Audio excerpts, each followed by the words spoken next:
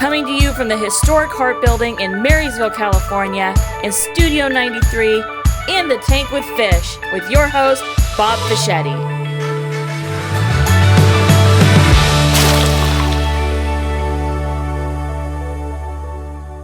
Well, we're back for another exciting adventure. I think it's an exciting adventure in the tank with Fish and Minnow, but Minnow's busy making Cheeto bread. I'm sure that's what she's doing. So instead of Minnow, we got Shamaya the Guppy Sutton. That's awesome. I used to have pet guppies. I had 350 guppies. Oh, stop it. That's a lot of guppies. Yeah, they breed really fast. How do you keep 350? I mean, did you have a pond? Essentially, in my room, my mom bought these Sterilite Tupperware containers because they were just producing so fast. So we just started putting them in these containers, and we had like a lagoon in my room. So what happened to them? I mean, did they go? It's kind of sad. So I was taking care of them. We had plants in there. It was like a whole little oasis. But this is when I was on the East Coast still. I'm from the East Coast. And we had a power outage in the winter. And so we lost our heat. And these fish are usually pretty hardy, but it got cold and they died. Succumbed. Yeah. You had frozen guppies. Yeah. Well, on Friday, if you were Catholic, you could have fish sticks. Jeez. I think they call them guppy sticks. Guppy on a stick. Yeah, that's kids are they love having, even if it's fish, or like we had a parakeet, and it was a great little parakeet. It talked because he'd light on your finger, and you just keep talking, and then pretty soon he can talk. And so he was talking, and my dad decided that Peppy needed a girlfriend. So he went and got another parakeet, named her Chiquita. Chiquita somehow talked Peppy, because our door could be open, he wouldn't fly out. She went out, he went with them. We never saw either one of them again. So yeah. Maybe they went to like South America and they're living happily ever after. We're hoping. They had little bambinos. Yeah. It's like, yeah. So you had a good week? Been busy? It's only Tuesday, so. I know. Yeah, it's been a good week thus far. I'm still recovering from, I guess, cold or allergies or both. Whatever goes on. Yeah, I thought I dodged it, but, I came back from Hawaii and then I got sick. But at least I didn't get sick while I was out there. Yeah, Hawaii. That's right. You were there when we did our fundraiser. Yeah. And were you lounging on the beach at all, or did you get in the ocean? Did you... I feel like we did so much. It was almost nice to come back from vacation. No, we did a lot of swimming. We did some paddle boarding. I got really close to a whale. It was really cool. Definitely swam with some sea turtles. We did the whole Road to Hana thing. It was pretty much so much activity. We went to the top of Haleakala, I think that's how you say it, which was really cool to see the sunset there. It's like you're surrounded, it's like you're in heaven. There's just clouds everywhere and you see the sun go and set below them. It's just really cool. So what'd your daughter think of that? She'd been before? No, this is our first time ever. I've never been to Hawaii, so this is our first time. It was a long trip for her. The flight, everything. Did she handle it all? Yeah, you know what? She likes the flights. She likes flying, and she likes the hotel rooms.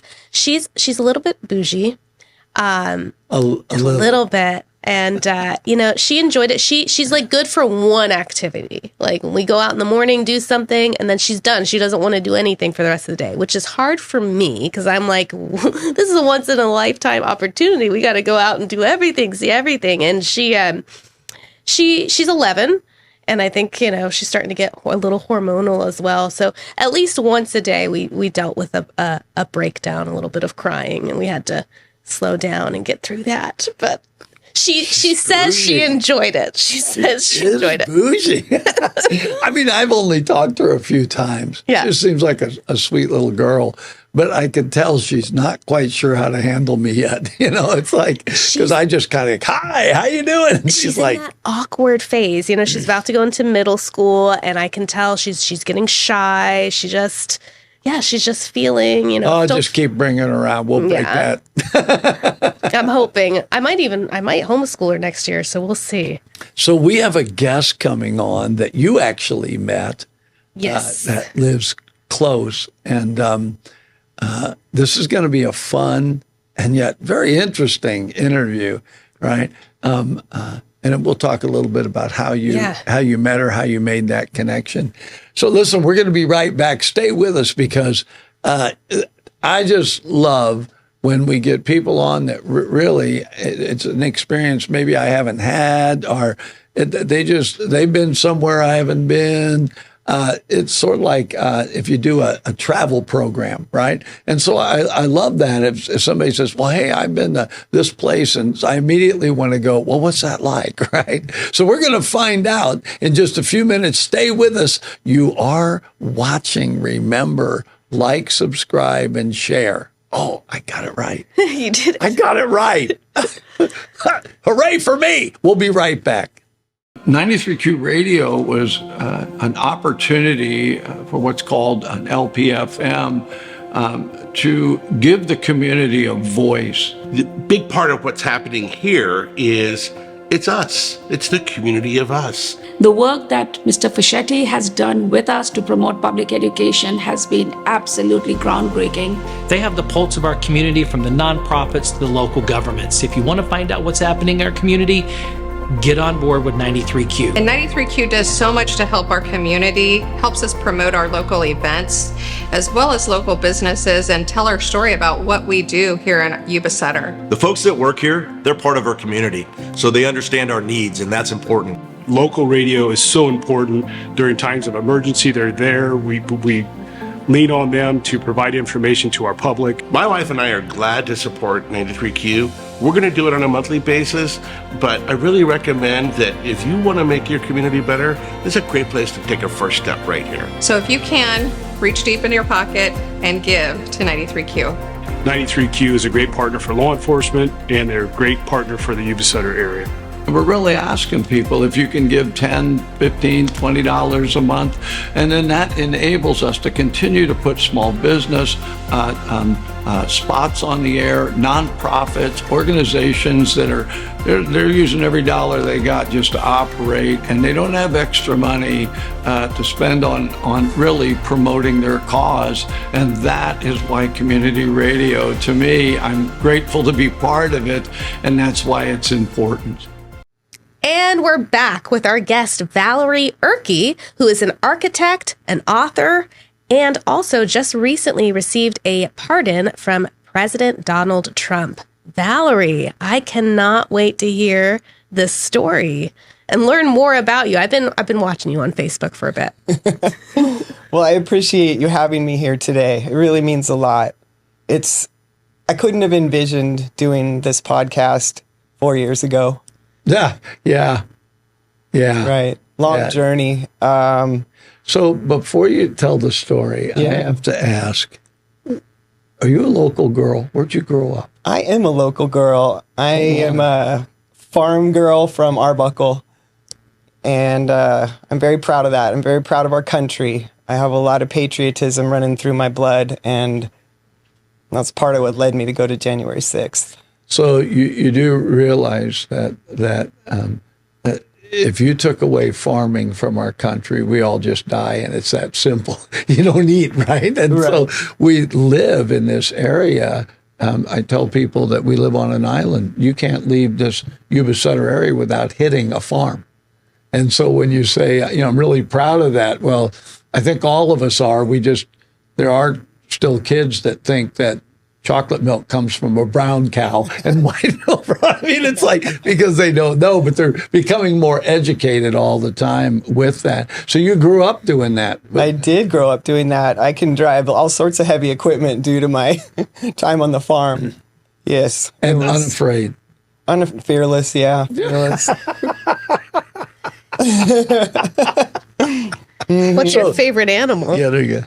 Pardon me? What's your favorite animal? Oh, my dog Otter. She's been on an 11-year journey with me and has supported me through all of these ups and downs. Sometimes it takes that. Yeah. It's being close to that. So your family, have they had a farm for a lot of years? Yes. Was it one of those ones that passes down through the family? No, my father actually started out on his own and borrowed equipment and leases for land he didn't own and built his entire farm from nothing. And us kids got to participate in helping him do so with my mom. How many kids were there? There's 3 of us. Oh, I was going to say, because usually they had more kids because it was free labor. It was cheap labor. There was 27 of us, right? Yeah. we could do everything. Yes. That's I was great on a tractor by the time I was 12, and I do really appreciate that. And I ended up back on that same land. I live there now, and I spend a lot of time just appreciating the land itself. What are you up to now? Like, what's your job? I earn money by being an architect. My passion now, though, and life is ever evolving, is helping people process and integrate their trauma and anger and whatever else is bothering them. Because I've certainly had to do a lot of that in getting through this January 6th process, and then other things post January 6th that are just life stuff. And I've chosen to not participate in the victim-victimizer program, which we are stuck in. If I were to have taken January 6th and become a victim, then I'm failing to do my work, failing to deliver the right message. Everything happens for us, not to us. And it is my job and my duty to alchemize that horrific experience into something beautiful and something full of love. Let's talk about how you got there. So, I mean, I've talked to people that were in January 6th, and they said, I was just a spectator. I just got picked up with the crowd, right? They interviewed a gentleman who was just taking pictures. And it was a video. And so they looked at his video and they said, well, you said this. He didn't say it. That somebody else said it, but they took it as his statement. And so he was part of that. So there's a lot of people that just got swept into that thing. You were saying earlier, there's like 1,500 people that got part in it. So how did you end up there in the first place? Yeah. I had been watching through the COVID. I was never interested in politics prior to the COVID. But I was watching what was going on in our country, and things started to not make sense to me that I just accepted as truth prior. And I had been watching Trump rallies, and by the time January 6th rolled around, I had thought I'd missed all my opportunities to go to a Trump rally. I was also studying the press, the mainstream press, the 3-letter presses, and how they purposefully manipulate the truth in order to make Trump look bad. Yeah. And that become more and more obvious. It was like they got bolder. Yes, very bold. Yeah. And if you really distilled down what he was doing, there was nothing even closely related to what they were saying. So I wanted to go to a big event that I knew the press would cover, and I wanted to see if what the 3-letter media outlets had to say about the event versus what I were to witness myself. And I'd also been following some citizen journalists at the time, and I saw that they were reporting things completely differently than the mainstream media. So I really wanted to see it for myself. And I didn't agree with what the Electoral College was about to be certified. I just knew in my heart of hearts that election had been stolen. There was fraud, rampant video evidence of fraud being circulated constantly. Of course, not by the 3-letter media outlets. So in my mind, I'm like, I have to go to this. I have to see it for myself. I think that happened for a lot of people. There was an era of Walter Cronkite, the people where he was like the father, right? During Vietnam, whatever Walter said, good night. We still say good night, Walter, right? And the media was different because it was reporting, and during the Vietnam era, it was the first time war was literally on the cameras. You got body counts every day. It really, really was rough on people to see that, right, and walk through that. But we had a certain confidence that the media was bringing news. And all of a sudden, Americans started waking up and say, that's not news. It's become opinion, and I'm hearing two sides.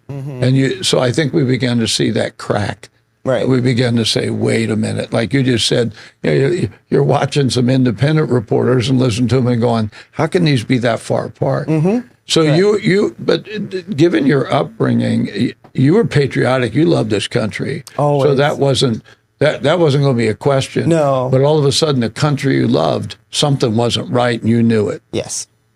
So what made you decide to actually go to that rally? Was it like, I got one more shot? Yeah.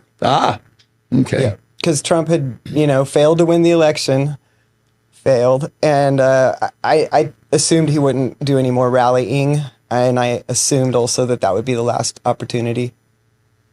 And by then you had come to a place where you realized he was probably the right guy to go in?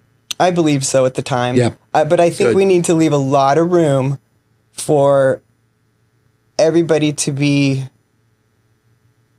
I hate using the word bad or good. I think that if we get stuck on one person, that's just as dangerous as what we've been doing the whole entire time. I think for now, Trump is our man. Yeah. Who knows what's going to happen in the future?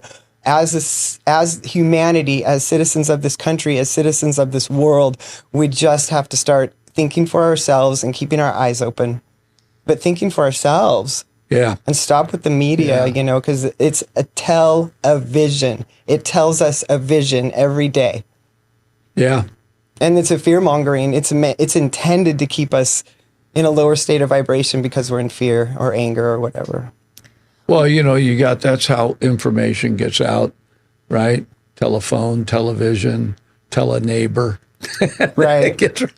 Tell a local, right? Yes. So you just booked a flight and decided to go out? I did. Did you have other people went with you? Or I did have one friend go with me, a girlfriend that I had to ask a couple different people. Not everybody really wanted to go. I believe that. Yeah. One of the things that I think is interesting, because I grew up near Washington, D.C., I've been to all the monuments, all the museums. When I saw what was being reported, my initial thought was, how did they even get that close? How did they even get in there? Because I know the level of security that's typically there.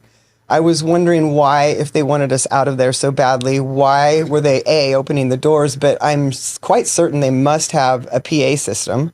And why weren't they loudspeakering us to depart?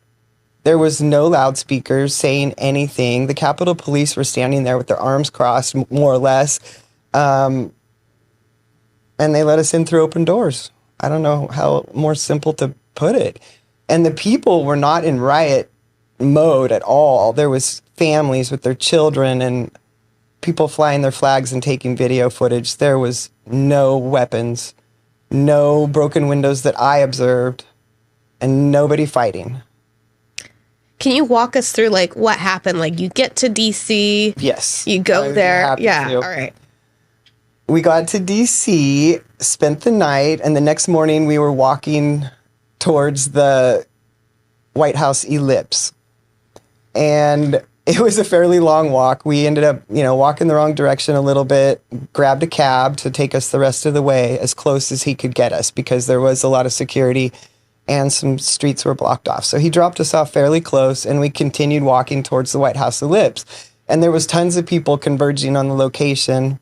I remember seeing that man that they started calling the QAnon shaman, the one with the horns and the shirt and all that. And my friend was wanting to take pictures with him and stuff. And I'm just no, let's go. You should have let him take a picture. And you have to say, honey, it's not Disneyland. Okay? Right? That's not one of the characters. Exactly. Wow. So we kept walking. I ended up having to use the restrooms. And when I got back out, I lost my friend. And our phones were dead. Mine was close to dead. Hers was dead. The cell towers were being taxed. So it was drawing a lot of battery. Yeah. I never could find her again until later that evening. So I went over to listen to President Trump speaking, and I got really cold. So I listened to as much of what he had to say as I could, and then I went back to my hotel room, turned on CNN. I watched Trump supporters with their flags walking through the rotunda in between the red velvet ropes, and CNN, the reporters were saying, Trump supporters are walking through the rotunda, but they're going through places that are open to the public anyway. So I thought, man, I've come too far to miss this. And I put on more layers of clothing, left my hotel room, and walked straight to the Capitol building this time because Trump had asked us, when I'm done with this speech, let's walk en masse to the Capitol building to protest the Electoral College certification. So I headed straight to the Capitol, and as I approached from the north side, and I wasn't really aware of north, south, east, west, I just knew that from the direction I was coming, this particular side of the Capitol had tons of people on the balconies, on the steps leading up to the balconies. And I thought, well, I think I'm going to walk up and join my fellow patriots on these balconies. And then I noticed everybody was kind of crammed in their concert style, and they were waiting in front of a set of glass double doors. And I thought, well, I think I'll wait here with them. I don't know what we're waiting for, but looks like they're going to maybe let us in. And they did. Within about 5 minutes, those doors opened, and everybody just started funneling in through those doors, concert style. And I was towards the back of the pack that could fit in whatever area they were allowing us into. And I say allowing us because once I got in, I was inside about 10 or 15 feet. There was people behind me, but a lot of people ahead of me, and they were taller than I. Most of them couldn't really see very far, but I knew we'd come to a stop somehow. And very shortly thereafter, I felt something in the back of my throat that I just knew wasn't right, and I had a feeling it was pepper spray. And so I was like, I don't know what's going on here, but in that almost exact moment, we were all being shoved back out.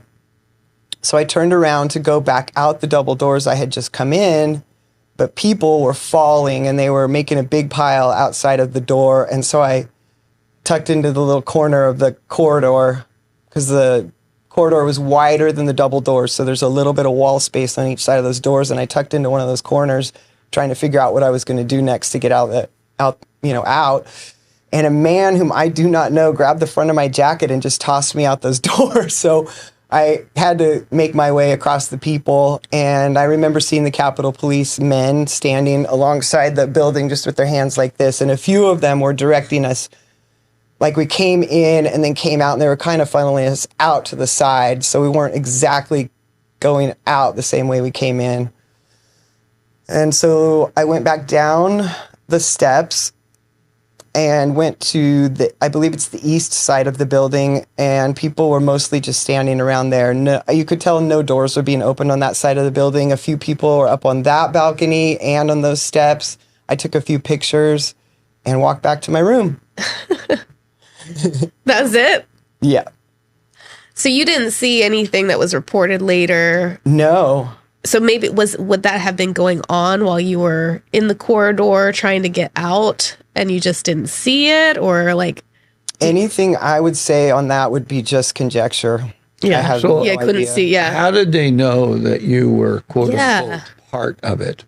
Because I told you, this guy, he had this. It was either he had a camera or he had a phone, so they were able to. Right. But they actually literally approached him. But if you'd already gone back to your room, how did they know you were even there? Yeah. Well, they had multiple ways. They pulled all of our flight records, airline ticket records. The banks were involved. So, if they seized our bank records, then they could see how, we purchased our tickets. They had our cell phone location data. I posted a picture of when we were briefly inside the building, and I had that, 10-second video that I posted on Facebook. I had also posted on Facebook when I was walking back to the Capitol building the second time. It was fairly dangerous, and I was like trying to get through the neighborhoods as quick as possible. The local people were not thrilled about the rally being there, and I started following who I assumed was a Proud Boy because I felt safer with him, and he was zipping through these neighborhoods, and there was a Black Lives Matter block that I really needed to stay away from, and I knew he'd be avoiding it, so I followed him for a bit. So they just got all the names. So then at what point did they say you've been charged with this? I mean, they had to charge you with Yes, and they did. So I went back to Sacramento on Well, so the very next day after the insurrection, which I was blown away that they were starting to call it that. Yeah. The next day, I toured around the city with my friend. We went back to the scene of the crime because we didn't know it was the scene of the crime. It was just dead. We toured a few places. I hadn't been to Washington, D.C. since I chaperoned my daughter's 8th grade trip there. And flew, so the rally was on Wednesday, we toured on Thursday, and I flew home on Friday. I went back to my office the following week to resume work. And on that Thursday, I walked out the back door to my office to go to my truck, and I was being approached by a man and a woman. And I assumed they were soliciting religion, and I was getting ready to shoo them away, and they produced FBI badges and asked about January 6th. I didn't think I'd done anything wrong, so I had them into my office and I sat them down and I told them everything I could in the 20-minute span of time I had. And then I said that I needed to leave, and so we departed. The gal gave me her card and said if they decided to press charges, they'd be in touch. I started looking around for an attorney at that point, and they were difficult to find because many attorneys are left-leaning, and anybody on the left thought we were just the crappiest people on the planet. Yeah. So I had trouble with that at first. I found a guy that was going to take me, and he said, I told him everything. He said, I don't think they're going to do anything but keep my number. Sunday night, so 3 days later, Sunday evening, the lady FBI agent left me a voice message that said they were going to press charges. And I said, well, are you going to roll into town and arrest me? And she said, no. We had to have a really long conversation with the U.S. Marshals about that. We told them that in your case, it wasn't necessary to do that, and that you would willingly take yourself to the federal building to be processed. So on that following Monday, it was a holiday, but I met with the attorney that was willing to work with me. And then the Tuesday, I had to go and be processed at the federal building. And I had a friend drive me because I wasn't functioning well. I was under so much stress. I wasn't sleeping at all. And so my friend took me down there, and the whole building was covered with Humvees and military with AK-47s, and I was in a state of panic.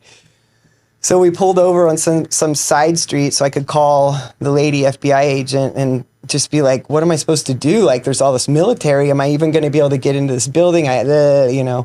She said, no, it's fine. Just come in and we'll meet you. Now, where was this at? Was it Sacramento? Yeah, I was going to say, so because you had already left Washington. Yes. Yeah, got it. Okay, so this was in Sacramento. They had all the military there? Yeah, because it was after, the insurrection had happened, and now they're putting protection everywhere. Oh, got it. Okay. I went into the building, and Corey and Angel, the FBI agents, talked to me a little bit about, and I don't remember what we talked about, but specifically they said to me, do you want to check in here now and be processed, or do you want to go to your attorney's office and basically Zoom with some prosecutor in D.C. first?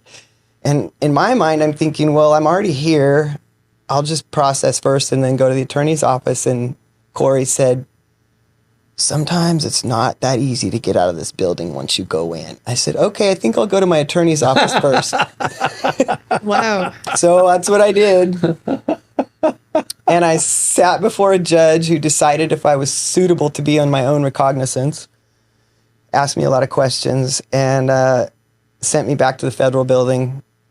And I had to go through security and then up all through this maze of steel doors, and every door was locked. The guy that took me was unlocking every single door in this maze. And I don't even know why I said it. I was trying to be funny in the state of, stress, but I said, boy, this is tougher to find than Nancy Pelosi's office. Oh, that was good. Because apparently somebody had found their way into her office during the insurrection, but I didn't see any of that. Anyway, so he was trying to process me, fingerprint, picture, and all that, and he couldn't get his machine to work, and I was just panicking because every chair along the wall had a place for handcuffs, Yeah. I wasn't handcuffed, and I was feeling very fortunate, but I was just like, I want out of this building. Finally, he got his machine to work. He did my fingerprints, took the picture, and off I went. And then the process of going through the judicial system started and took 9 months. So they never actually incarcerated you. No. Because the judge that you saw said she's going to be fine, right? On her OR, But when you went through it, you were charged. Did they ever ask you admit to this, or did you know there was going to be a court case? I told them the whole story. The FBI in that first sitting, they knew my whole story, and they knew it was true because they had my flight records, they had my cell phone location data. They had somebody. Oh, by the way, somebody had reported my Facebook account, so they also had my video. So they were just. I'm a little confused. They were just convinced you were there, and by virtue of your being there, you were part of it. Yes, and I was charged with 4 counts. Got it. What were the 4 counts?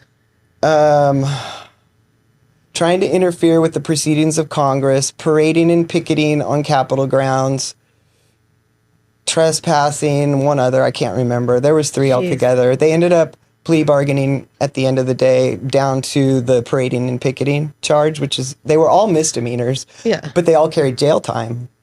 So, I was hoping for none of those charges to stick, but we weren't given a fair trial. No, and the people that are coming forth now, they're finding out that nobody was. The plan was everybody's guilty because they needed the mass to say this was an insurrection. Nope, that was not an insurrection. There would have been a lot more involved than people just showing up taking pictures. Right. And so it was very hard for the American public, I don't care which side of the aisle you're on, to go insurrection, but they kept at it. It's that if you tell it enough times, right? And so, I wasn't aware of how many people until the pardon came along, and it was like, oh, this is a lot of people. Yeah. And so probably there were quite a few like you that didn't actually have to be incarcerated. There were some that were, and it was just a horrible thing. It was a and horrible they're telling the story now. They're allowed to come out and say it. You mentioned that, off air, you were like, you were literally told to be silent. The judge gave me a very strong recommendation to stay off of social media because the FBI questioned, at the time, my Facebook page had a big flaming Q. I was a student of Q. I used it as a research tool. But I don't know how to say this other than that was a real point that they hammered on. Like, I don't know if they thought we were part of some rebellion, cult, I don't know. So they had various concerns. But apparently none of them concerned them so much that they decided to put me in jail. So it's still, I'm just one second. But so from that time till the time of the pardon, you were still in a place where you didn't get to say anything. You could never tell your side of the story. Well, no, because even after I was convicted, and mind you, I know I didn't receive a fair trial, but I chose not to have a trial because it was highly recommended that if I went to trial, I'd probably do jail time. So I took the plea bargain knowing that it would keep me out of jail, or hoping, because honestly, I had a lot of interviews during that 9-month process, and one of them was with the probation department. When they thought they were going to, we're probably going to give her probation, I had to be interviewed, and they asked the most intrusive questions. And this is at the end of 9 months of me not sleeping and my nervous system being on overload and being very disillusioned by our government. And so I was distrustful and impatient and tired, and I started answering their questions evasively and short. And they ended up recommending jail time to the judge because they didn't like my answers. And the judge had read at least 8 or 10 character reference letters that I gathered from people that I know. He said they impacted him and that he would not give me jail time. That was good. I'm sorry, so go ahead. What were you going to say? Yeah, so you were charged with only one of the 4 counts? No, I was charged with 4. I agreed to 1 in the plea bargain. Gotcha. So what was it like after that? So you go through all that, you get the charges, you plea. How did that affect your life up until Well, I had 120 hours of community service, but I already served my community, so I just got signatures for the work I was already doing. I had 3 years of probation in which I had to once per month report online to the probation department. I had probably 3 or 4 different probation officers, none of which ever really responded to me. At first, before I was put on low-risk probation, I had to report every time I left the Eastern District of California, which is a fairly large area, but, I wanted to leave it sometimes, so I always had to fill out a report. Once I was put on low-risk probation, which they put me on after I completed the 120 hours, paid my $500 fine, and I think those were the only, I had to do those things, and then it was low risk. And when you're on low risk, you just tell them where you're going. You don't actually have to ask permission. I always had to ask permission if I wanted to leave the country. So I didn't leave the country for 3 years because I didn't want to ask the judge. I had seen enough of that judge. So I take it you took him off the Christmas card list. Oh, my goodness. Yeah, he's not on it. I'd love to have a conversation with that man someday. So you knew, bottom line, it was all contrived. Yes. You knew that because you were there. Yes. And so you knew that it was being reported incorrectly, and which is funny in a way, not that I'm laughing about your situation, but you actually thought that before you ever got there. It's one of the reasons that you went. It's like I want to see, I'm being told this by legacy media, mainstream media, but I'm hearing these other things I would like to see for myself. Yeah. Not expecting anything that happened to have happened. No, I had no idea. But now that you look back at it, the actual incident that they called an insurrection, you're saying that there was no guns, there was no, none of this stuff that they make it sound like.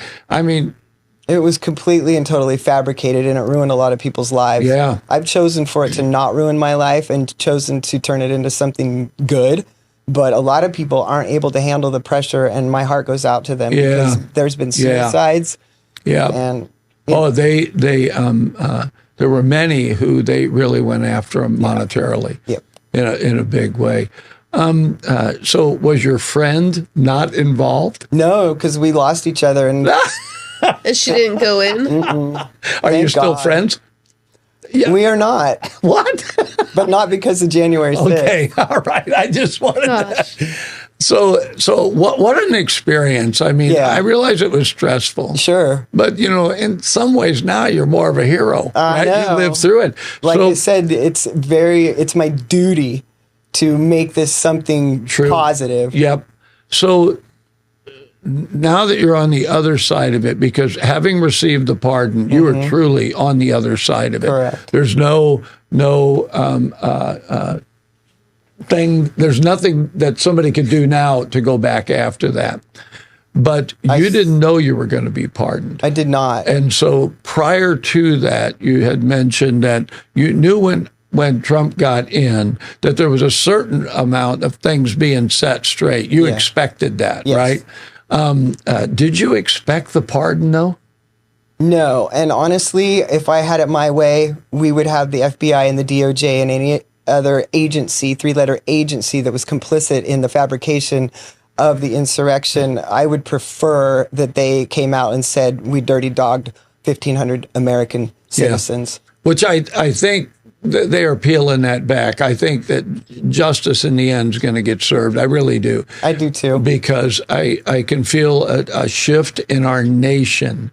You brought up the shift, and that was, you said off air before we went on, you said you felt like America was waking up. And I think there's a truth. Now, you're always going to have the people that want to live under the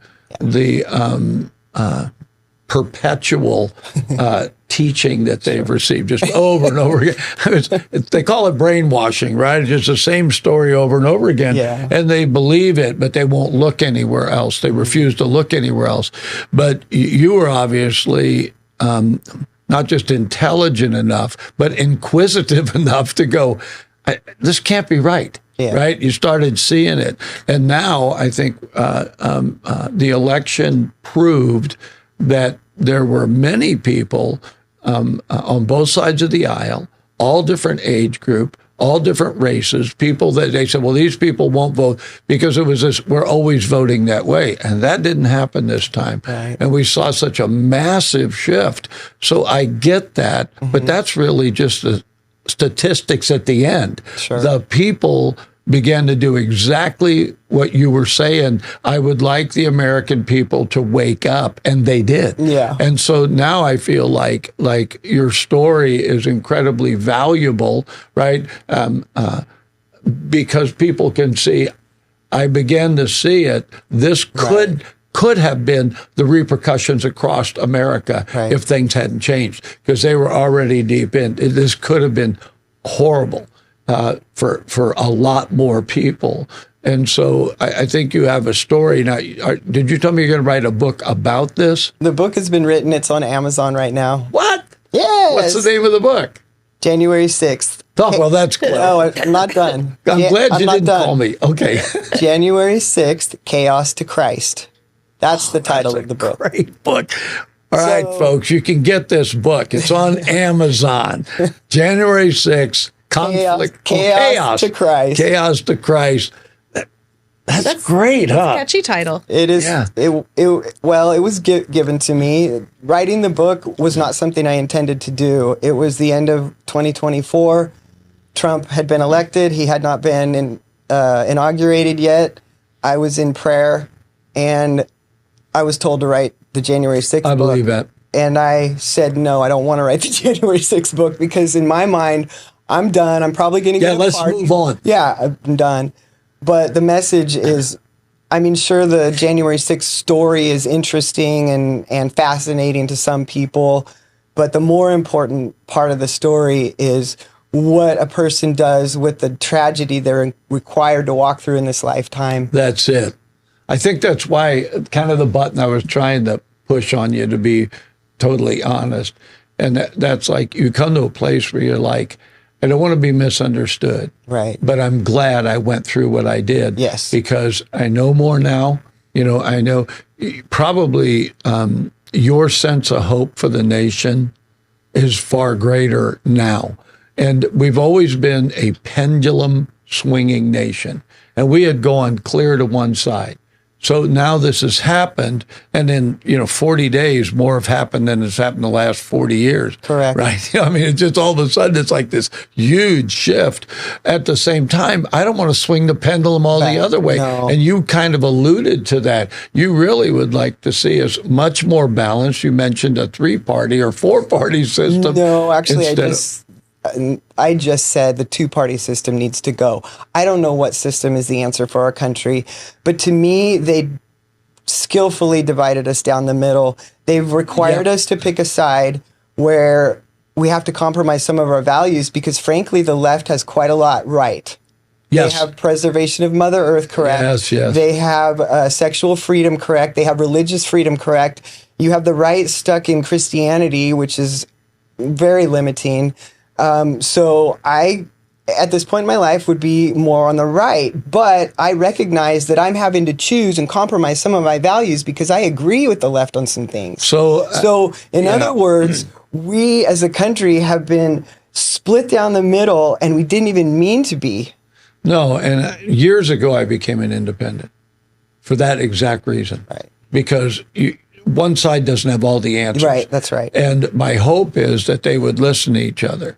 But over the years, I've watched where they listen less and less, and they're determined to divide us. Right. And a nation divided against itself can't stand. Mm-hmm. So the fundamentals that the nation was birthed in, they both violate. And so it's like, how do we move it? And so you're right. I don't know how many party system or how they would do it, but I like the idea that over the years, there's been you talked about Mother Earth. Well, Ralph Nader tried to, and he literally got laughed out of it because it was like that's not the main issue, right? Right. And I think that's what happens a lot. We're just picking on each other. We shouldn't be. We got to love on each other.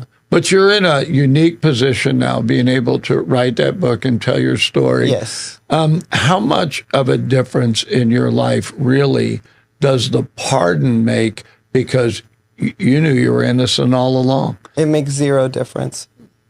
My life would be on the trajectory it's on regardless. Well, no, that's a complete and total lie, actually. The pardon, I was going to write the book anyway, but for whatever reason, it seems as though people are more interested in the book having seen the pardon. There you go. So in that added to regard, it. but as far as my actions, Yeah. it doesn't matter. Yeah. Well, you got your pilot's license back. Yes, but I had already accepted the fact that I didn't need to fly. So am I getting anything back? I'm getting back the possibility that I can. Yeah. And the way you got the pardon was a little interesting. I remember we talked about that off air. So how does that work? If you get a presidential pardon, how did you get it? People need to know this because I didn't know, and I actually did an AI search to get the answer, believe it or not. So the pardon came per his blanket statement, him being our president, and some mainstream outlets did try to contact me to comment on this pardon, but the White House did not contact me. And for 3 weeks, I sat around thinking I'd be getting some letter in the mail or some visit from some fancy person or, hey, an invitation to the White House. Why not? But that didn't happen. And hang on, it could still happen. I know, I hope so. I did just a regular Google search and didn't really find much, but when I did an AI search, it said, and it gave a very specific email address to the U.S. pardon attorney, and it said to put in the subject line, January 20th, 2024 25 pardon, and then in the body of the letter, I was supposed to give my case number, so I did all that, and it said it could take up to 10 business days, but in 5, I was emailed that pardon that I showed Shamaya. Yeah. And I was like, it doesn't have any signature. It's not like a physical copy. No, it doesn't have a beautiful embossed golden seal. It doesn't have his signature. No, but it has his name. It says President Trump and then my name. And then it said what the pardon is about. So I have to ask you on a very, very personal level, right? This is just about you. This isn't about anything else. Okay. You began to research and look and say, I want to know the truth. What was it about President Trump that you even wanted to go to a rally? Was it what he represented? Did you see something in him that you went, this is the right time, right guy? What was it that made you want to be part of that? Not obviously not part of the insurrection, but part of the rally, because you said you always wanted to go one. What was it that began to stir in you? And the reason I have to say about Trump, because he was the one that was going to be the leader. So, I felt our country benefited from him being our leader for the 4 years that we had just been through. Oh, when he was through his first term, got it, right? Yes, yes. So when I felt as though that election was stolen, then I decided that one was the one to show up for. Are you excited about what he's doing now? I am. Yeah. Yeah, it's a little hard not to. I don't watch much politics anymore, though, I have to be honest, because after I continued my research, I realized that politics are merely the 3D manifestation of the spiritual fitness of the collective. So and I already found out what it's like for me to go to a rally and show up in my warrior form. It gets me in trouble. So if I'm going to continue to fight this war, I'm going to keep my spiritual fitness intact to the best of my ability and not watch politics. Well, I think for all of us, we would do well to limit, right? Give me the 10-minute version, not the elongate. I used to work on talk radio, and it was the same story over and over again, just a different person telling it. Yes. And it was, talk radio was definitely conservative. And so I would agree with the bulk of it. but you just don't want to hear it over and over and over Right, again. right. And like I said, it's my hope that we come to a balance, but I do want to see the corruption exposed Me and too. removed. Right. And I think for you, that's extremely personal. I think those two FBI agents, it sounds like even the way they dealt with you, that they knew it was wrong. I think so too. They were ex-military and they handled me very well. Yeah. I have nothing but good things to say Yeah. about those two. And they were just the finger of the FBI. I'm They're just doing my job, yeah, ma'am. yeah. I mean, that's it. And I think that this is going to be a whole different time for you. Thank I'm you. going to use the term enlightened. You asked to know the truth, and you began to pursue it. Sure. Consequently, you found it.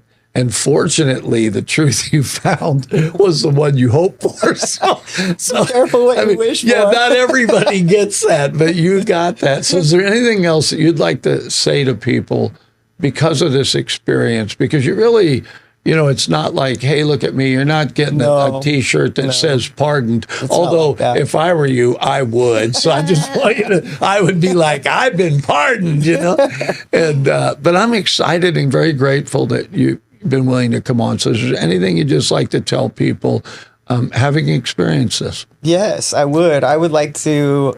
Besides, buy my book. I'm going to say it. Buy her book. Then you get the details. Well, thank you for that. Like I said, I was guided to write the book, regardless of the outcome, and I have received a lot of negative flack from it. If you look at my Amazon reviews, people purposefully and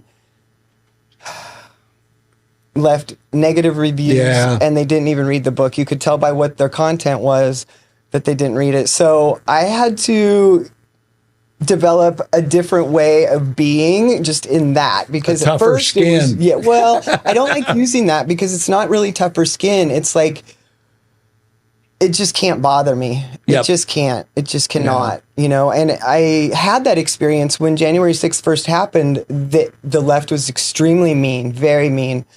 It was probably better that I didn't have a Facebook account for about a year. And so I had a refresher when the Amazon report or reviews started coming out. I was like, oh, I remember this. You're just going to have to get used to it because you're not going to make everybody happy. I'm not for everybody, Yeah. I was a pastor for over 20 years. And one day I'm going down the road and I see a bumper sticker and it said, "Mean people suck." And I thought, I wonder if anybody in the congregation would be upset because I like that bumper sticker, right? I'd use that because you know what I mean? It's like you can tell me that you don't appreciate something, you do whatever. Sure. But when you go mean purposely and that's your whole goal, that's tough. You're not helping. You're being part of the division. So that brings me to my message. If I could even have one little message, it's that we should just love on each other. Just love on each other. Be kind. That's be considerate, be helpful. Yeah. Wear purple. Wear purple. Today's Purple Day for those of you that don't know. And well, gosh, thanks so much for coming on. You are so welcome. Thank you for having me. Willing to do it. You have a great story, and there's only one way to get this cup. No, I was jealous of you guys. You have to have been in the tank or you can't have one of those, right? Thank you. Thank you very much. So listen, stay in touch. And what I'd like to do is let's get a little further into the Trump presidency. Okay. Because so much is happening. And it would be great to have you come back on as some things are exposed, which needed to be. Yeah. And I think your story in many ways will make more sense. I'm glad that you said what you did about the agents. They're just doing their job. And I think that's the sad part of this. Yep. There are people that are in charge making bad decisions. Yes. And sometimes unfortunately, soldiers, you just do what you're told. That's right. Right? I'm just doing my job. And so I'm glad that you brought that up. And you don't seem to be bitter at all towards any of it. You kept using the word, I was stressed. Well, I guess, right? But you just don't you seem like you're grounded and that you want to see something positive come out of this. I do. I'm with you. So let's plan on that in a few months if you're willing. Yeah. Right? I'll have Shamaya get a hold of you, and then we can get her rescheduled. But I think it'd be great to revisit this. And in the meantime, one more time, January 6th. Chaos to Christ. Chaos to Christ. January 6th, Chaos to Christ. And it's on Amazon. And when you go get it, don't leave a comment till you've read the book. Okay? Thank you. And then after you've read it, tell her that you saw her in the tank with Fish and Guppy this time, right? And anyway, we're going to be right back. And Shamaya and I are going to kind of unpack some things that we know that have happened in the course of what we've watched happen that have affected us locally. Nothing quite as much as you, although they may be coming to get me at any time. I don't know. Gosh. Anyway, we'll be right back. Stay with us. 93Q Radio was an opportunity for what's called an LPFM to give the community a voice. The big part of what's happening here is it's us. It's the community of us. The work that Mr. Fischetti has done with us to promote public education has been absolutely groundbreaking. They have the pulse of our community from the nonprofits to the local governments. If you want to find out what's happening in our community, get on board with 93Q. And 93Q does so much to help our community, helps us promote our local events, as well as local businesses, and tell our story about what we do here in Yuba Sutter. The folks that work here, they're part of our community, so they understand our needs, and that's important. Local radio is so important during times of emergency. They're there. We lean on them to provide information to our public. My wife and I are glad to support 93Q. We're going to do it on a monthly basis, but I really recommend that if you want to make your community better, this is a great place to take a first step right here. So if you can, reach deep into your pocket and give to 93Q. 93Q is a great partner for law enforcement, and they're a great partner for the Yuba Sutter area.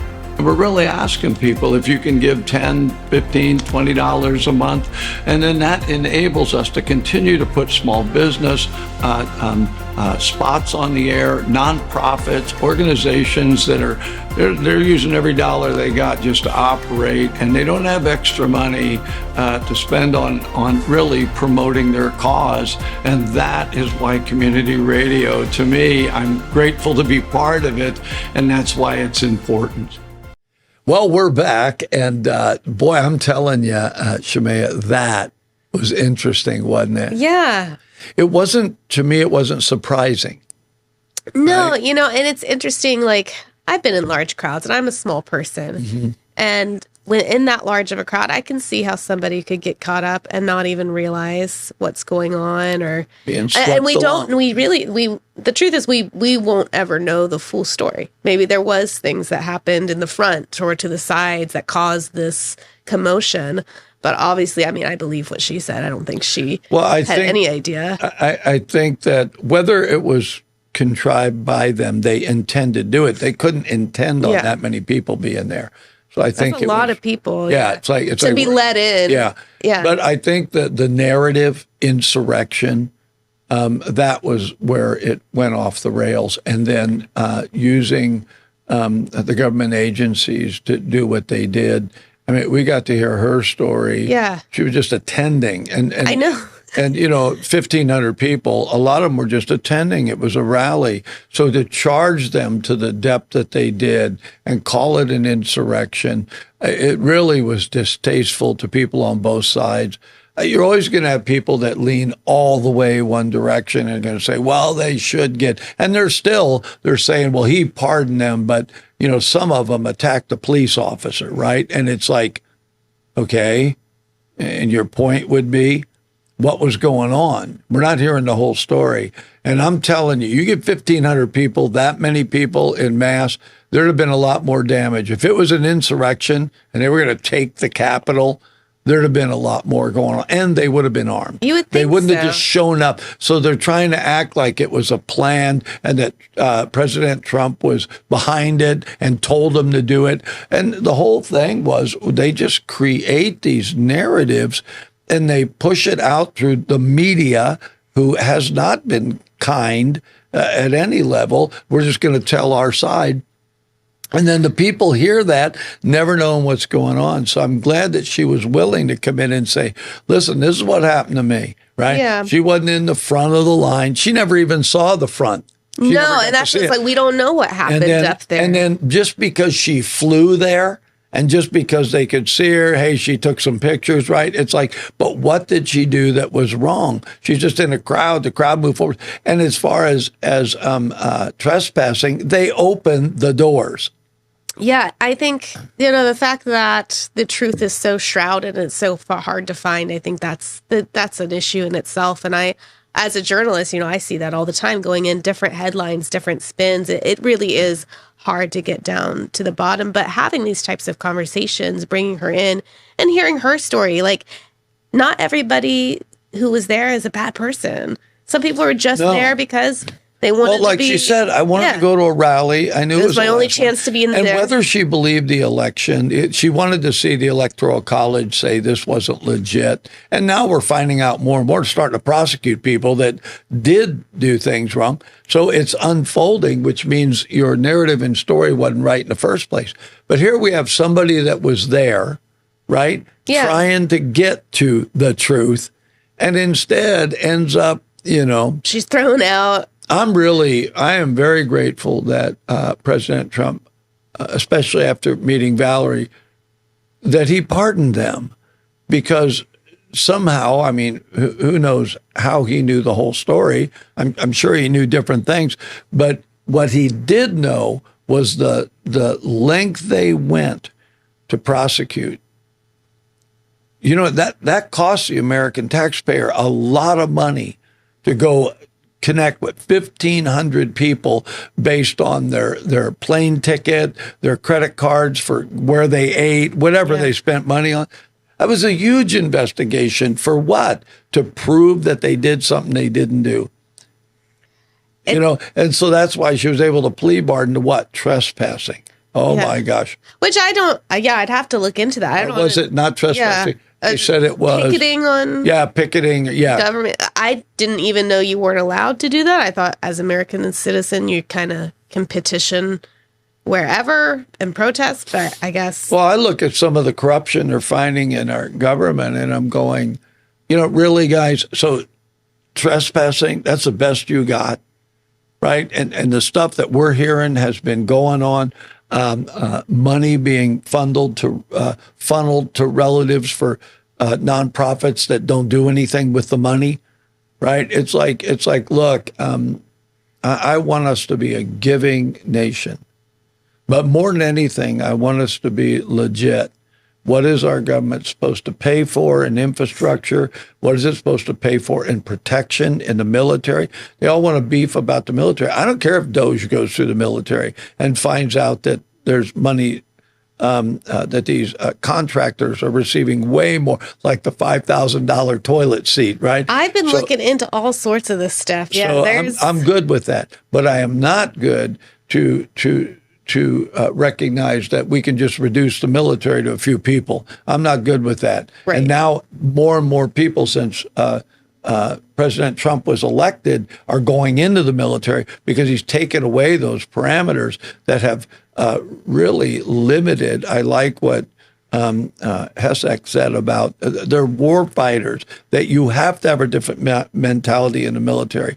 You can't have this, I'm stressed and I'm holding up a card, so don't train me hard. It's like, do you really think the enemy is going to do that? So some of the changes I think are absolutely needful. I'm not on board with every change. No. I believe that President Trump is going to make mistakes, but he's unpacking a huge amount of things that have gone on. Like she said, that it was actually DOJ and FBI that were taking care of this. And, I agree with her that, the actual agents, but who was in charge of that? Who made that decision? So here's where I'm at, and just looking at it, and like what you said about the amount of resources that it took to get all of these people charged. And I'm thinking, because recently I did an interview with Pastor Dave over with Glad Tidings, and he's trying to renovate an old prison to turn into a center for children to be temporarily housed who have been rescued from sex trafficking. Apparently, a few years ago, there was a barge with 800 children that were rescued out near Oakland, and they didn't really have anywhere to take them. And so he's trying to find a solution to something that I personally think is a huge issue. And my main question is, like, why hasn't our government done something like that? We know it's a need. We need to these children need special treatment when they get rescued from stuff like that. They need special care. If we have the resources to find January 6ers, we know we have the resources, and apparently, according to Pastor Dave, we have the resources to find these children. There's thousands of them, but they don't do anything. Oh, you're talking about the 3,000 or whatever it is, ridiculous number. Yeah, they children move that they just lost. Well, They're lost. They're lost. What do you mean they're lost? Find them, put them in, have the resources to take care of them, and get this problem under control. But it seems like we want to worry about a lot of problems that, in the long grand scheme of things, aren't really that bad. It's not going to make much of a difference. It's like in this particular case. Now, it's not just money spent by federal government for this gal. It was the money spent state government, right? Look, whatever. All the money is spent to take it through the process, and it's like, for what? For what? In the end, you really didn't charge her because you didn't have anything. Mm-hmm. Right. And it's like, oh, so we'll give them a plea bargain. Why they want that? So they at least would agree to something. And, that's how it works. We're going to threaten you for a lot more. But I really think that us getting an opportunity to talk with her, right, we can kind of unpack some of it. And some of it, like I some things you just know innately that's not right. Yeah. And when that thing first happened, I went, what? It was odd because, like I said, an insurrection. Yeah. You have 1,500 people, and that's all that happens. And a guy running around with horns and the whole thing, and it's like it looked very theatrical. Yes, it did. Right? Mm-hmm. It's like okay, But anyways, I'm very grateful she came on, and I am it was too. fun to hang out with you. Oh, good. Yeah, I'm glad it worked out. Isn't that funny? Because you were like, "Oh, I'd really like to interview." Yeah, I'm glad it worked out. Timing. I was grateful to hear who she was. Yeah, she seems nice. She's just a farm girl, right? Drove a tractor. Wrong right? place, wrong time. Yeah, I guess. It's like okay, But yeah, what a story! It's definitely a story. So, are you going to get the book? Maybe she'll sign it and send me one. Well, probably. I'm just thinking she says that she tried to hold back and make it so you could hit a wider audience, but she's still going to tell the truth. It's obvious she's going to tell her side of the story. Yeah. So, yeah. And then she apparently has a reference from Cast of Christ. I mean, something changed her life where she made a spiritual connection. Yeah. So I think that would be interesting. But just her take on it, the story that she told, there'd just be more detail in it. But yeah, a great story. The objection of truth, right? I mean, she wants to get down to the truth. That's ultimately, I think, most people want. And I'm always skeptical of both sides. I'll hear both sides, and I'm like, somewhere in the middle. Somewhere. Yeah, where is the middle? Is we where call the them truth is. moderates, but we can't find very many. Yeah. Well, I think that, we're going to do a bit of shifting, but I do think there's people out there, and maybe, you're one that watches this. I know these are always different because we never know who the guest is going to be, and then this goes the direction of the guest. But it's one more time that somebody that she's from Arbuckle, right, which is this Yuba Sutter area. And what a story, though, to have somebody, she just, working on the farm, and then she's an architect. And so she's just working. All of a sudden she goes, I'd really like to go to a rally. But, if she'd have gone to an earlier rally and not that one, none of that she wouldn't have gone through that. Yeah. So, crazy. yeah. So anyway, thanks for watching. Again, like, subscribe, and share. And so other people, let people know. And this is what In the Tank with Fish and Minnow looks like, only today it was Fish and Guppy. And then I find out she was a Guppy raiser. She has a Guppy farm. I did. Pretty much. The Guppy farm. Yeah, with a tragic ending. With a tragic ending. So anyway, thanks for watching, and we'll see you next week. This will get released on the weekend, I believe. I don't even know what episode this is, but we always got a bunch of guests. I do want to mention this in the comments below. It gives you an opportunity to say, hey, could you bring in so-and-so? They're making a difference in the community. Or I believe they got a great story. Just put their name down there. We'll pick it up and maybe give them a call. Yeah. So thanks. Thank you.